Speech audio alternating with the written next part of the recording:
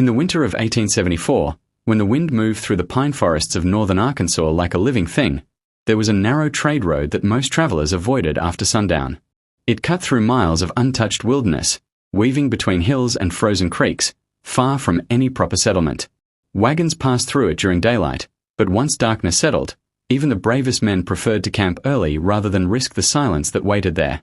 At the center of that road stood a modest wooden homestead. It wasn't large, just a cabin with a slanted roof, a smoking chimney, and a hand-dug well beside it. A lantern usually burned outside the door after sunset, casting a weak yellow glow against the snow. To exhausted travelers, that light looked like salvation. The homestead belonged to a man named Thomas Hale and his younger sister, Margaret. No one knew exactly when they had arrived. Some said just after the war. Others believed they had always been there. Records in the nearest town were vague, and in those days, paperwork mattered less than reputation. And their reputation was good. If a wagon broke an axle near the pine stretch, Thomas would appear with tools before sunrise. If a traveler lost his way in a snowstorm, Margaret would bring him inside, wrap him in blankets, and pour steaming broth into his shaking hands. They asked for no money, only thanks. People described Thomas as tall, composed, and polite. He spoke slowly, maintaining steady eye contact that made some uncomfortable, though they couldn't explain why. Margaret was quieter. She moved gently, almost silently, her expression soft but unreadable. For years, the Hale Homestead became known as a refuge. Then the disappearances began. At first, it was subtle. A fur trapper named Edwin Clark was expected in town with a shipment of pelts. He never arrived. His wife assumed bandits had intercepted him. It happened often enough in those parts. A month later, a traveling preacher vanished along the same road. His horse was found wandering alone near a frozen creek. His Bible remained in the stallbag. By spring, 3 more names were added to the growing list of missing travelers. The townsfolk began mapping the last known sightings. Every trail led past the Hale Homestead. Still, no one openly accused them. Why would they? The Hales were kind, generous, calm, always helpful. But unease began spreading like rot beneath floorboards. One evening, a merchant named Caleb Turner arrived at the homestead just before dusk. His wagon wheel had splintered on a rock. Snow clouds gathered overhead, threatening a storm. Thomas greeted him warmly. "You'll freeze out there," he said evenly. "Bring the wagon close. We'll see to it in the morning." Margaret offered stew thick with potatoes and salted meat. The warmth of the cabin felt comforting after the bitter cold outside. Yet Caleb noticed something peculiar. There were no personal touches inside the cabin. No family photographs. No decorations. No signs of long habitation beyond bare essentials. The walls were clean. Too clean. When he asked how long they had lived there, Thomas smiled faintly. "Long enough," he replied. That night, Caleb lay awake on a cot near the hearth. The wind howled beyond the logs. Snow tapped softly against the window.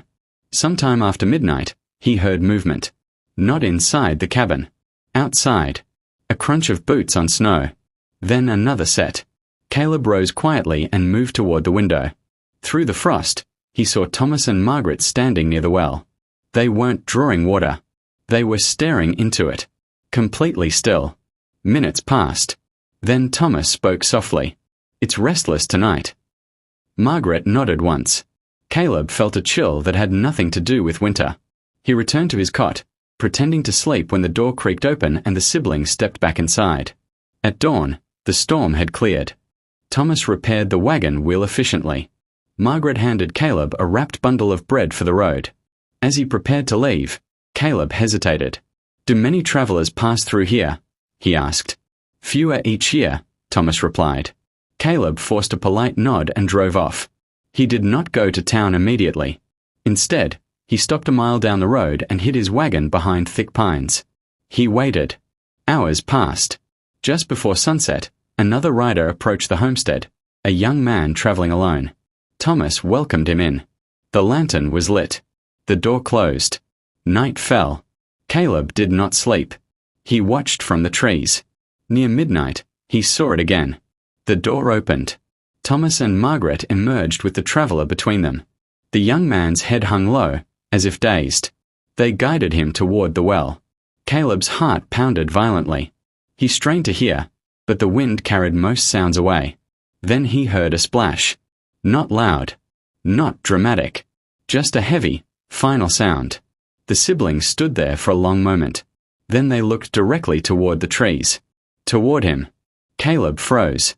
He was certain they couldn't see him in the darkness. Yet Thomas slowly tilted his head. And smiled. The next morning, Caleb was gone. His wagon remained hidden in the trees. His horse wandered back toward town days later, reins dragging behind it. By summer, the road had grown eerily quiet. Travelers avoided it entirely. But the Hale Homestead remained. The lanterns still burned each night. Smoke still rose from the chimney. And sometimes, on very still evenings, townsfolk claimed they could hear faint sounds drifting from the pine stretch.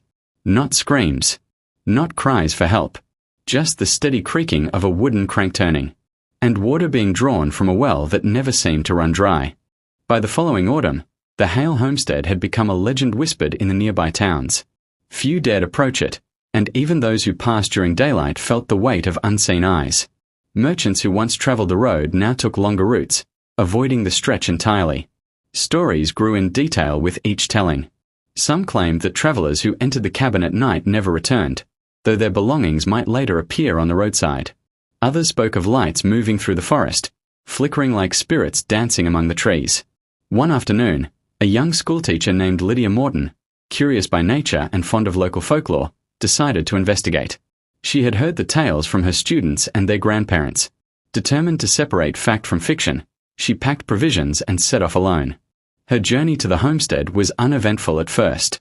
The air was crisp, and the forest floor was covered with a thin layer of fallen leaves. Birds scattered at her approach, and the occasional squirrel paused to watch her pass. When she reached the clearing, the cabin appeared almost exactly as the stories described. The chimney still smoked faintly, the well stood intact, and a lantern burned dimly beside the door. Lydia approached cautiously, notebook in hand. The door creaked softly as she entered. The interior was sparse but clean. There were no personal belongings, only 2 cots, a table, and a hearth with cold ashes. She set her bag down and began making notes, recording every detail with meticulous care. Hours passed. Shadows lengthened across the wooden floor as the sun sank behind the pine trees. Lydia felt a strange calmness, as if the cabin itself exhaled a quiet breath that urged her to relax. Yet, despite the apparent tranquility, the hairs on her neck stood at attention. As evening fell, she noticed movement outside. Figures appeared near the well. 2 silhouettes, tall and precise, bending over something she could not see. Her curiosity overcame her fear. She stepped closer to the window, straining to see. The figures were Thomas and Margaret Hale. They were guiding a traveller toward the well, a man whose hands and face trembled, exhausted by the journey. Lydia could not hear their words, but the man did not resist. He seemed resigned. Moments later, there was a subtle splash, a sound that made Lydia's stomach twist. The figures straightened and turned toward the forest, as if surveying the land, before vanishing from sight. The man did not emerge. Frozen in place, Lydia realized she had no rational explanation for what she saw. The forest was silent again, except for the occasional whisper of wind through the pines. Night descended. She debated fleeing but reasoned that she needed to document everything. She stayed, hiding in the shadows as the stars rose overhead. Around midnight, a soft, cold breeze brushed her face. It carried an odor she could not name, earthy, damp, yet faintly metallic. The lantern flickered on the porch, although no one was there. A sound followed, a low, steady creak, rhythmic and purposeful. It was the well, its crank turning on its own. Lydia's notebook slipped from her hands. Her pulse pounded. She wanted to leave, but something compelled her to stay. She whispered to herself, "It's only the wind, it must be the wind." Minutes stretched into hours. The forest seemed alive, breathing and moving around her. Shadows shifted unnaturally, forming shapes that almost resembled human figures, only to vanish when she blinked. By dawn, the lantern had extinguished. The well was still. Lydia emerged from her hiding spot and found no footprints around the cabin except her own. The man from the night before was gone. There was no trace he had ever been there. Terrified yet determined, Lydia began her investigation in earnest. She explored the forest surrounding the homestead, mapping paths, ravines, and hollows. She interviewed townsfolk, piecing together the history of the road and the mysterious disappearances over the years. Old letters, diaries, and newspaper clippings revealed a chilling pattern. Every decade, the homestead had been reported as occupied by a pair of caretakers. Travelers arrived seeking help, but some never returned. The disappearances were never officially documented. The only evidence was scattered stories, unverified and contradictory. The most disturbing discovery came when Lydia examined old burial records from a nearby settlement. There were entries for travelers who went missing on that road, but their graves were located miles apart, sometimes in places that did not correspond with the road at all. Some were buried near creeks, others on ridges, yet townspeople swore these individuals had disappeared near the homestead. The pattern was undeniable. There was something about the Hale Homestead, the well, and the siblings that defied logic. Those who entered sometimes reappeared, changed, or not at all. And those who survived carried with them a memory that seemed to burn hotter than fear, a memory of water that tasted too sweet, a presence that was unnervingly calm, a silence that pressed on the mind. One night, Lydia returned to the cabin with a small group of townspeople. They intended to confront the siblings, to demand answers, to uncover the truth. But when they arrived, the homestead appeared abandoned. The well rope hung slack, the hearth was cold, and the door was ajar. Inside, the dust lay undisturbed. No belongings. No footprints beyond the faintest impressions of their own boots. The group waited, night after night, but Thomas and Margaret never returned. Only the lantern sometimes flickered, the well occasionally creaked. And on the coldest nights, a whisper of voices drifted from the trees, too far to understand, but too near to ignore. By the end of the week, the group had fled, terrified and defeated. They left warnings in the nearby town. Travelers were advised to avoid the road, especially after dark. And yet, every so often, reports continued. Wagons vanished. Riders disappeared. Eyes in the forest watched, and sometimes, in the distance, a faint glow appeared where no lantern should have burned. Lydia's final notes hinted at an ancient secret, something older than the road itself. She speculated that the siblings were not entirely human, bound to the homestead by some force tied to the well, a force that sustained them and demanded something in return.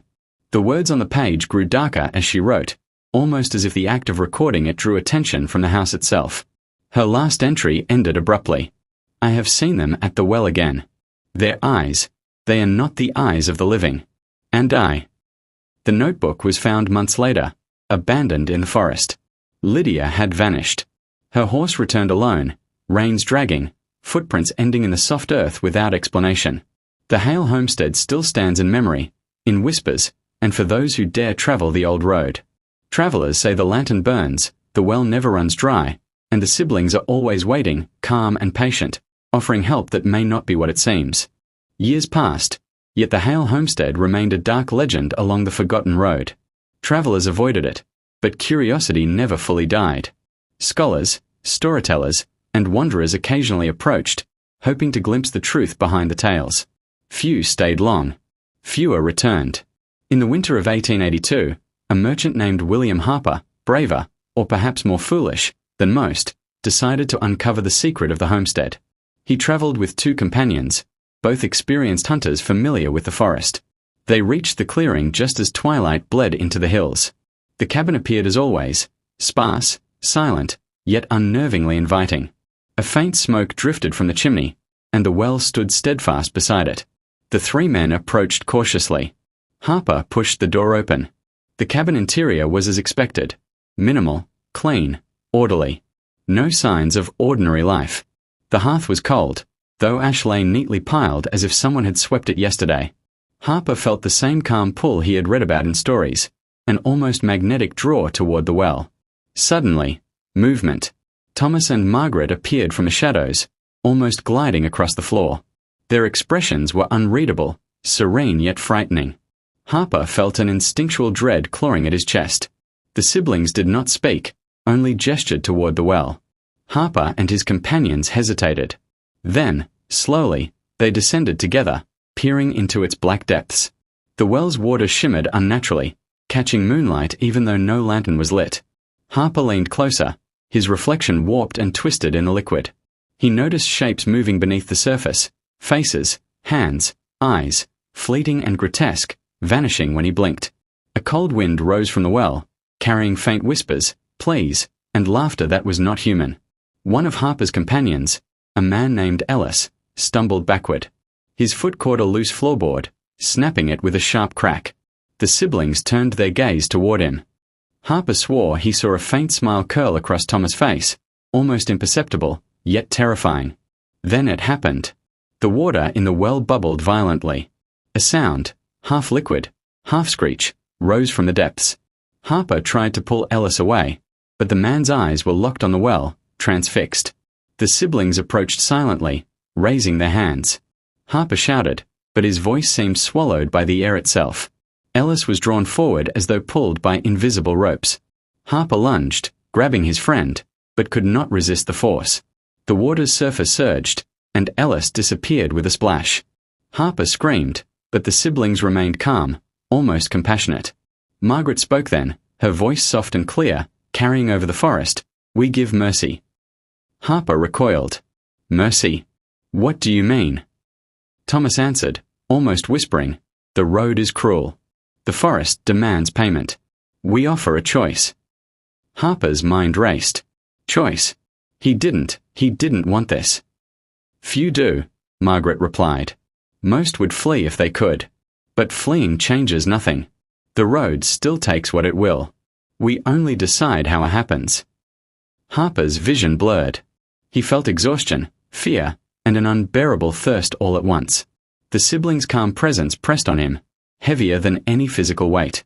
And in the well, fleeting reflections of travelers past, the missing, the vanished, swirled and cried out silently. Faces he recognized from whispered accounts, from old newspaper clippings, even from stories he had been told as a child. He turned to flee, dragging his other companion, but the cabin door slammed shut.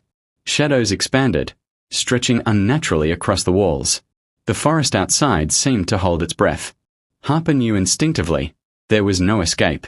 Hours passed, or perhaps only moments. Time had become meaningless. When Harper awoke fully, he was alone in the clearing. The well was empty, still as stone. No footprints, no signs of struggle. Nothing of his companions remained. The cabin was gone, leaving only the faint outline of logs where it had stood.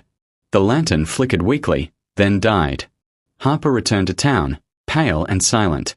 He could not speak of what had happened, not fully. His words faltered under disbelief.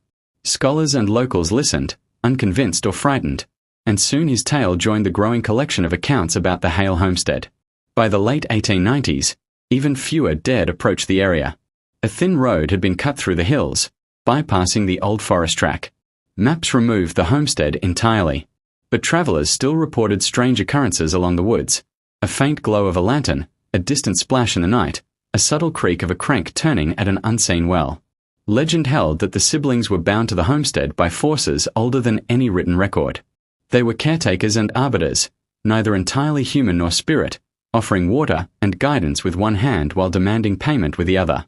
Some stories claimed they were once lost travelers themselves, transformed by the forest in exchange for eternal life.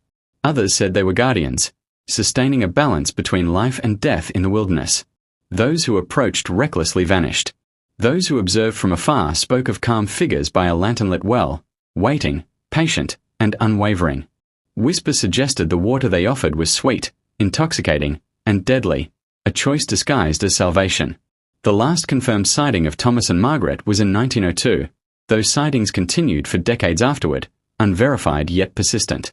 Travelers claimed that the siblings always appeared at the edge of vision, never stepping fully into the open, always silent but watching. Even now, over a century later, the forest remembers. When fog rises low, when winds whistle through pines, and when night falls early over the hills. Locals swear they can hear the faint creak of a well's crank and the soft ripple of water.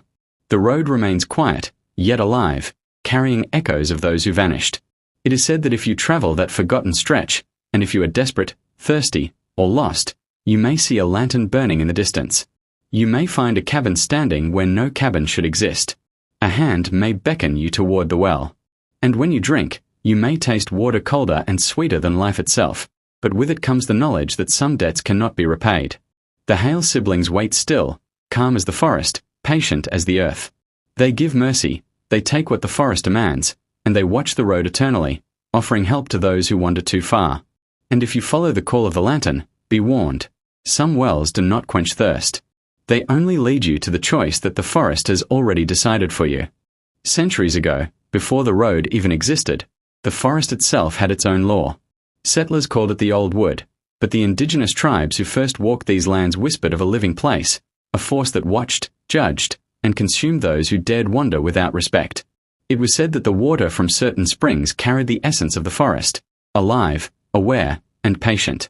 To drink carelessly was to invite the forest's attention. Thomas and Margaret Hale were said to have discovered this secret during a journey that ended in tragedy. They were young, traveling west with a wagon of goods. Snow had fallen early that year, and their wagon became trapped in a ravine. Exhausted, starving, and near death, they stumbled upon a hidden spring deep within the forest. Its water shimmered as if reflecting the sky, though the canopy was thick above. They drank, feeling strength return.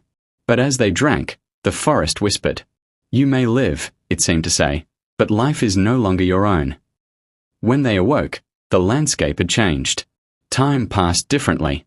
Their wagon, their companions, none remained. They returned to civilization, but they were not the same. Their eyes held a depth that unsettled even their family. They spoke little, walked silently, and avoided towns.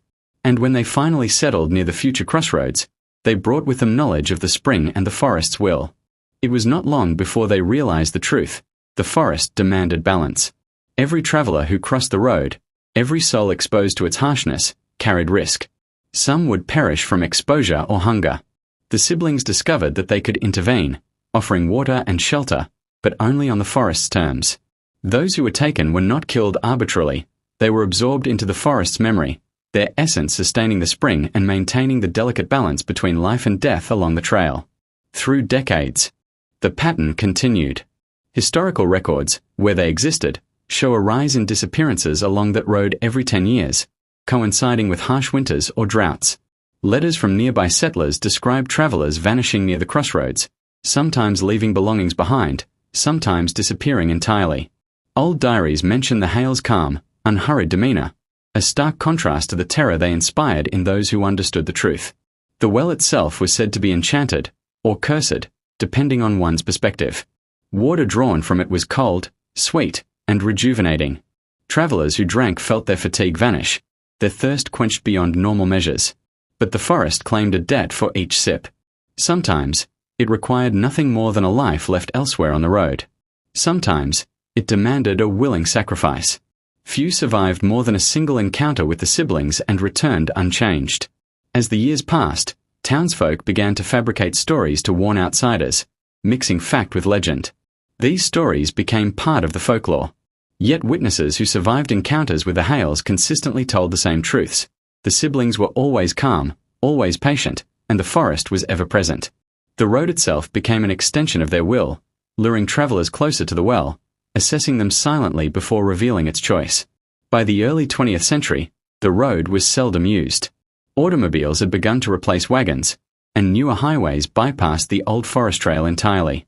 Yet the homestead persisted, untouched. The well remained, black and deep, cradling reflections of the past and the present. In the 1920s, several hikers reported seeing Thomas and Margaret by the well, almost ethereal in appearance. Their presence was calm but overwhelming. The forest seemed to part around them, giving them control over space itself. One hiker described feeling as if the siblings were not walking, but floating, their feet barely touching the snow-covered ground. When questioned by local authorities, the hikers became incoherent, speaking only of a calm pull that drew them closer to the water, a serenity that turned to dread in the blink of an eye. During this same period, records of missing travelers persisted, often overlooked by law enforcement who assumed natural causes. Letters, diaries, and local newspapers describe faint lanterns flickering in abandoned clearings, the soft creak of a crank in the distance, and cold winds carrying voices no human could produce. These occurrences reinforced the growing fear that the forest, guided by the siblings, claimed those who strayed too far from the path. Stories described the siblings' methods as strangely humane. Some travelers who were lost for days would be guided to the homestead, given food and water, and then led to the well for the forest's judgment. Most accepted their fate without resistance, sensing instinctively that survival depended on compliance. Others, reckless or prideful, tried to flee, only to vanish somewhere between the homestead and the forest edge. Lydia Morton's disappearance in the 1880s fits this pattern. She had observed too much, lingered too long, and perhaps the forests will deem her presence a disruption. The same could be said for Harper and his companions decades later. Witnesses often described an overwhelming calm before the forest claimed what it required, a paradoxical serenity masking the horror beneath. Even modern hikers report anomalies.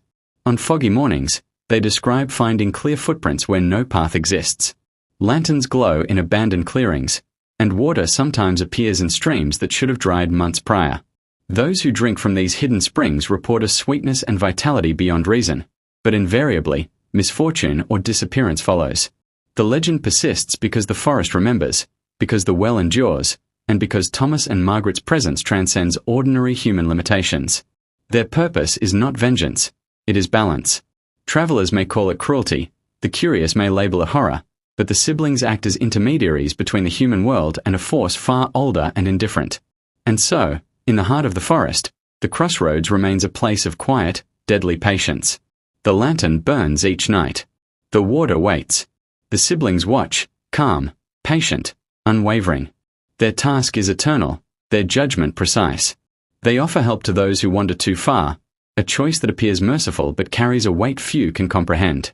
Should you ever travel the forgotten trail, and should you see a cabin, a lantern, or the glint of water in a dark well, remember this: not all assistance is safe. Not all kindness is what it seems. And if the Hale siblings beckon you toward the water, you will know the forest has already decided your fate. To drink is to survive, in part. To resist is to vanish. And to ignore the warnings is to invite the forest's quiet, patient reckoning. The road is silent now, yet alive. The forest waits. And Thomas and Margaret remain, watching, always waiting, offering water, offering mercy, and judging those who wander where they should not. By the 1930s, the Hale Homestead had become almost myth, known only through whispers and the occasional newspaper clipping. Yet some travelers, drawn by curiosity or desperation, still ventured into the forest. One such traveler, a young journalist named Henry Whitman, sought to document the legend for a magazine, certain he could uncover the truth. He approached the clearing at dusk. Snow had begun to fall, settling over the forest like a thick, muffling blanket. The cabin appeared, unchanged as always. Smoke rose faintly from the chimney. A lantern glimmered beside the well. Henry felt the same irresistible pull that countless others had described. He stepped inside cautiously. The interior was minimal, cold, yet perfectly maintained. 2 cots, a table, a hearth with cold ashes, a faint smell of pine and smoke. No personal belongings. He set down his notebook and took out a flashlight, hoping to capture something on film. As darkness deepened, shadows stretched across the walls unnaturally. Henry sensed he was not alone. The familiar calmness pressed down on him, heavy and suffocating. He moved toward the window, and froze. Thomas and Margaret stood by the well. Their presence was serene, almost loving, yet the air around them was charged with an unseen power. The water in the well shimmered, reflecting faces Henry recognized, travelers long missing. Their eyes pleaded, twisted in silent fear. Henry stepped closer. The siblings made no move to stop him. He felt a strange compulsion. He had to see, had to understand. He leaned toward the well. The water rippled, and a cold breeze rose from the depths, carrying whispers, cries, laughter, and pleas. Voices of those claimed by the forest, carried eternally in the liquid mirror. Suddenly, the well surged violently. A hand shot out, not from Henry, not from the siblings, but from the water itself. It grasped at him. He stumbled backward, tripping over the wooden floor. The siblings approached slowly, their faces calm, almost compassionate. "We give mercy," Margaret whispered. Henry's heart raced. "Mercy? You call this mercy?" Thomas tilted his head. "It is neither cruelty nor kindness. The forest requires balance. We only act as guides." The water roared, splashing against the well's edge. Henry saw his own reflection warp, twisting into forms of missing travelers past. Some reached out silently, mouths moving in wordless screams. Henry tried to step back, but the floor beneath him shifted as if the cabin itself was alive, guiding him closer to the well. In the panic, Henry dropped his notebook. It opened to a blank page, yet words began to appear, scrawled as if by invisible hands. You will drink, or you will become water. The choice is already made. Henry realized he could not resist. His thirst, fear, and curiosity combined into a force stronger than his reason. He leaned over the well. The cold shimmer of the water called to him. He felt himself slipping, almost weightless, into the depths. Then, Thomas' hand touched his shoulder, not violently, but firmly. The calm presence of the siblings enveloped him. In that instant, Henry understood. There was no escape, no victory, no trick that could save him from the forest's judgment. The well was a mirror, a passage, a collector of souls. The water did not kill. It absorbed, it sustained, it balanced. Henry staggered back. The cabin seemed to sigh. The siblings' eyes softened. The water rippled one final time, faces fading. The forest fell silent, yet heavy, as though holding its breath. When Henry awoke, he was alone in the clearing. The cabin had vanished. The lantern no longer glowed. The well had disappeared, leaving only stones covered in moss. Snow had settled silently over the forest, erasing footprints, erasing evidence. He ran to town. Breathless, shaken, he tried to recount what he had witnessed. But his words faltered under disbelief. People laughed, shook their heads, or looked at him with pity. No one could understand. The road remained quiet. Travelers avoided it. The forest remembered. And somewhere, in the depths of the trees, Thomas and Margaret waited, patient, eternal, guardians of a balance beyond mortal comprehension. Those who claim to see the cabin today describe the same unchanging scene: a faint lantern, a wooden well, shadows that move independently of any human form. Some hear whispers, pleas, soft laughter, and a low creak in the dark. And some, curious or desperate enough, step forward and are never seen again. The story of the Hale siblings serves as both warning and legend. The forest is alive, its memory eternal. The well exists not merely to quench thirst, but to judge, to test, and to claim. The siblings are calm, patient, unwavering, offering assistance that may appear merciful, but is, in truth, a covenant with a force older and indifferent to human fear. And if you ever wander too far along that forgotten road, if fog rises and the lantern light beckons you, remember, the water may taste sweet, but the forest is patient. It waits. It watches. And Thomas and Margaret are always there, offering mercy, and ensuring that the balance is maintained. Not all who wander are lost, but some who drink from that well never return. The silence of the forest stretches on. The road remains empty, except for echoes of the past. And if you listen closely, on still nights when the wind brushes the trees, you may hear the faint creak of a wooden crank turning. You may hear water rippling, even when no well exists. And you may feel eyes watching from shadows, calm, patient, eternal. The Hale siblings endure. Their vigil continues. The forest waits. The well remains. And the road, forgotten by maps but alive in memory, will claim the next traveler who wanders too far.